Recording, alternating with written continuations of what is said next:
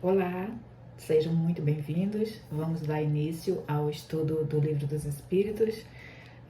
Esse livro, né, ele foi o primeiro livro da codificação espírita, possui 1019 questões. Vamos começar pelo capítulo 1, que trata de Deus. Nesse capítulo, estudaremos Deus e o infinito, provas da existência de Deus, atributos da divindade e o panteísmo. A primeira questão, que trata de Deus e o infinito, né? A primeira pergunta é: que é Deus? Né?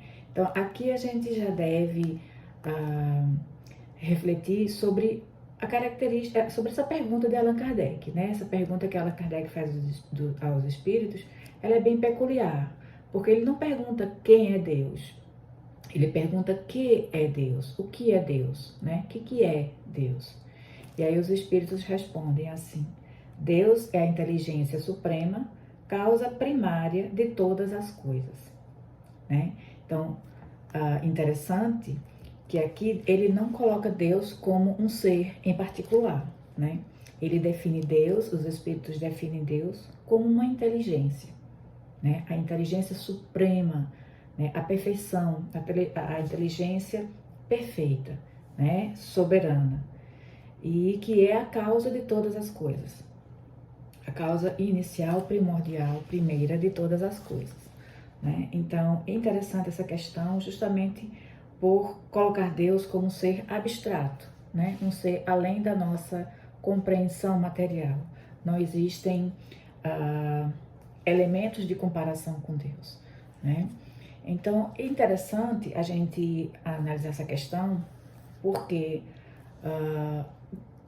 sempre tivemos a humanidade, em todas as épocas da humanidade, houve a ideia, o ser humano ele carregou em si a ideia de um ser supremo, né?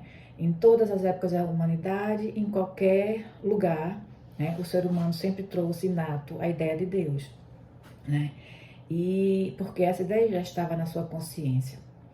Inclusive os cientistas, eu gostaria de citar aqui 3 cientistas, né, que acreditavam em Deus, falavam de Deus e não concebiam o universo sem ele. O Louis Pasteur, por exemplo, ele dizia que um pouco de ciência nos afasta de Deus, muito nos aproxima. Já Isaac Newton dizia: a gravidade explica os movimentos dos planetas, mas não pode explicar quem colocou os planetas em movimento. Isaac Newton.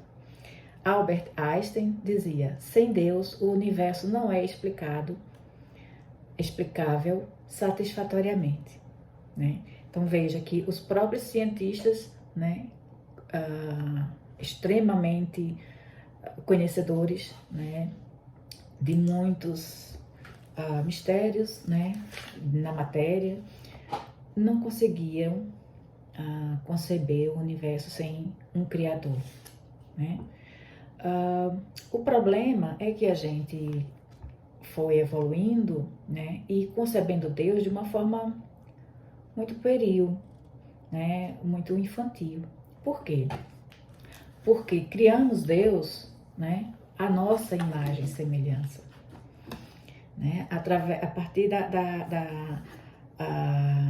da questão bíblica, né, da passagem bíblica que diz que fomos criados à imagem e semelhança de Deus. O ser humano automaticamente criou a ideia, né, de que seríamos parecidos com Deus fisicamente, né? Passou a compreender Deus como um ser que é como nós, fisicamente falando. Então, Deus seria um ser, né, um velhinho, né, que traz aquela concepção de um ser sábio, mas que está lá no céu, sentado num trono, com seu cajado, né, e com esse cajado, ele pune, né, as criaturas a seu bel prazer, né, ele ou dá graças, privilégios, né, aqueles escolhidos. Ou seja, na verdade, nós criamos Deus à nossa imagem e semelhança, né? Não foi Deus que criou os seres humanos à sua imagem e semelhança, fomos nós que criamos Deus à nossa imagem e semelhança. Um Deus vingativo, né? Um Deus que dá privilégios, Então, esses somos nós, né? Na verdade, Deus, na passagem bíblica, quando fala que Deus criou os seres humanos à sua imagem e semelhança, mas na sua essência, né? No sentido de que somos seres em espírito, capazes de amar, capazes de criar também, né? Não como Deus, obviamente, né? Que Deus é a perfeição, é o infinito, tem a perfeição em tudo, né? Infinito em tudo. Nós podemos chegar, conceber apenas uma perfeição relativa, né? Mas temos que refazer, né? Reconstruir a imagem que fizemos de Deus, né? Deus não é a nossa imagem, né? Nós somos a imagem de Deus na sua essência, em espírito, né? Mas como seres perfectíveis, seres que foram criados simples e ignorantes, para um dia chegar à perfeição, né?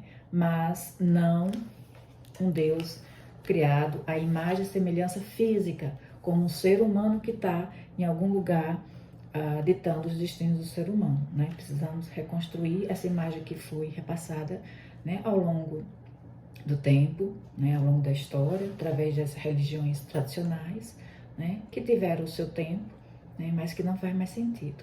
Então, essas questões, né, incluindo outras, né, o dogmatismo religioso, fizeram com que muitos homens, né, muitas pessoas, homens no sentido geral, né, resolveram não aceitar Deus, né, resolveram que o sentido de Deus não tem, a ideia de Deus não tem sentido, né? Por que essas pessoas começaram a pensar assim? Porque a humanidade, algumas pessoas decidiram que Deus não era uma realidade, e sim algo criado pelos seres humanos, né? Devemos também refletir sobre isso. Porque simplesmente algumas pessoas, ao longo da história, resolveram que Deus não fazia parte da realidade, não era parte da realidade, não existia, era uma criação humana. Então, parte disso se dá justamente pela nossa incapacidade, né, humana de penetrar nos mistérios divinos, né? Então, o ser humano, no seu orgulho, né, na sua prepotência, se achando conhecedor de tudo e não conseguia conceber algo que ele não pudesse compreender, né, definir. Então, essa nossa incapacidade, né, humana de compreender, de penetrar nos mistérios divinos, já faz com que muitos de nós afastem a ideia, né, de não querer aceitar aquilo que é desconhecido. Outro motivo também que a gente pode pensar, imaginar, né, são o mal, as injustiças, né? Então muitos acreditam que Deus não existe simplesmente porque vê o mal, né, na Terra, vê tantas injustiças, né, vê tanto sofrimento.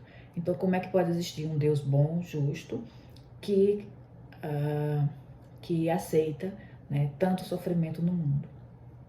E por fim, né, os próprios dogmas, né, religiosos que foram impostos ao longo da história, né, verdades, ideias transmitidas como verdades absolutas que não poderiam ser contestadas, né, e que muitos não viam sentido, né? Então esses dogmas somados a tantas injustiças, tanto mal pelo mundo, né? E o próprio orgulho humano que não quer conceber, não aceita conceber algo que ele não possa decifrar, que ele não possa penetrar, né? Essas três questões fizeram com que ao longo da história muitas pessoas resolvessem não acreditar que Deus existe, né?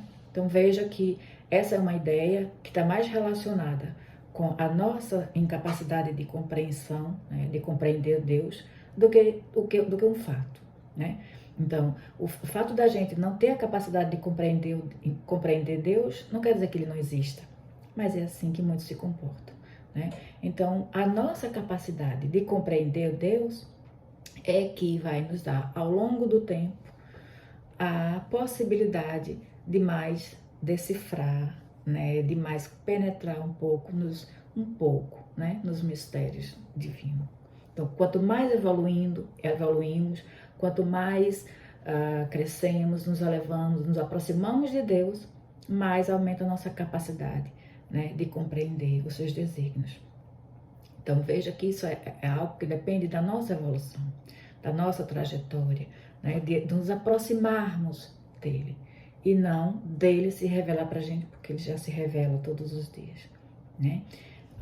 Na questão 2 e 3, Allan Kardec trata da questão do infinito. Na questão 2 ele pergunta o que é o infinito? E aí os espíritos respondem que infinito é tudo que não tem fim, né? Não tem começo nem tem fim, né? E que é o desconhecido. O infinito é o desconhecido. Tudo que é desconhecido é infinito, né? Uma questão interessante. Mas Allan Kardec fez essa pergunta para saber, porque ele queria, na verdade, saber se Deus é o infinito, né? Na questão 3 ele diz, poder-se-ia dizer que Deus é o infinito, né? Então veja que ele, na questão 2 ele pergunta o que é o infinito, porque ele queria saber se Deus é o infinito. E os espíritos respondem, definição incompleta, pobreza da linguagem humana, insuficiente para definir o que está acima da linguagem dos homens. Então, Deus não é o infinito. Infinito é um dos atributos de Deus, né? Vamos ver mais na frente quais são os atributos de Deus.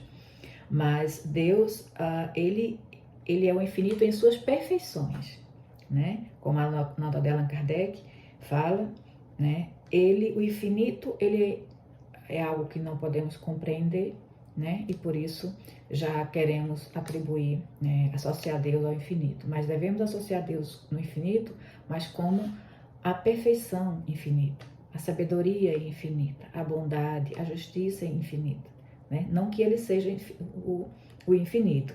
Isso seria tomar o atributo pela coisa em si, né? Então, ficamos por aqui. Aguardo todos no próximo vídeo, onde daremos continuidade a partir da questão 4, em que Allan Kardec indaga aos espíritos sobre as provas da existência de Deus. Existem provas da existência de Deus? Que provas são essas? Então, é o que vamos ver no próximo vídeo.